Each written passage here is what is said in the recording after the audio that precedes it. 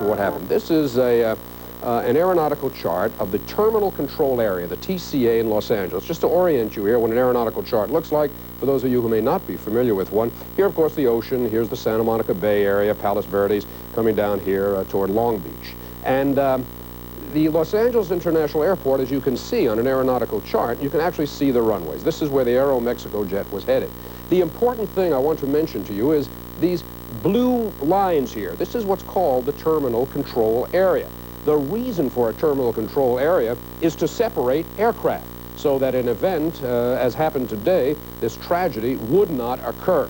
And if you'll notice numbers here, for example, you'll see 20 and 70. What you do is you add 2 zeros at the end of this. And what it means is, like, let's say in this area right here, 25 and 70, it means that you can fly, let's say visually, below 2,500 feet or above 7,000 feet, but you must not be between 2,500 and 7,000 feet unless you're controlled by air traffic control and making an approach to LA International Airport.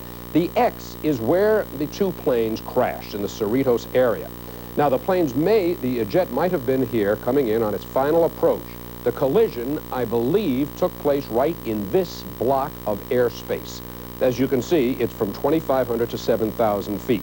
Even if it took place right here, right over the place where they came down, and this has yet to be determined exactly where the collision took place, it's reserved airspace or protected airspace between 6,000 and 7,000 feet. We understand that the collision took place approximately at 6,200 feet above the ground.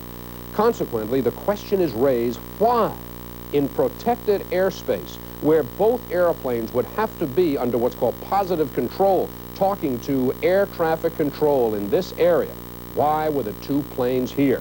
The whole purpose for a terminal control area around any city, there's one in San Diego, there's one in San Francisco, and this one in Los Angeles, is to see that these airplanes are separated.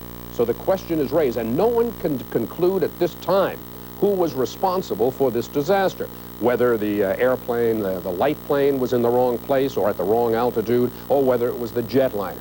That is up to the National Transportation Safety Board to decide. But I wanted to show you precisely what happened in this area, because we do have a terminal control area that is designed to see that this kind of tragedy does not occur, and that two aircraft are not in the same place at the same time. Nevertheless, they were today. I will have a complete update of the air disaster for you right after tonight's Sunday sports page, but first, one of the most celebrated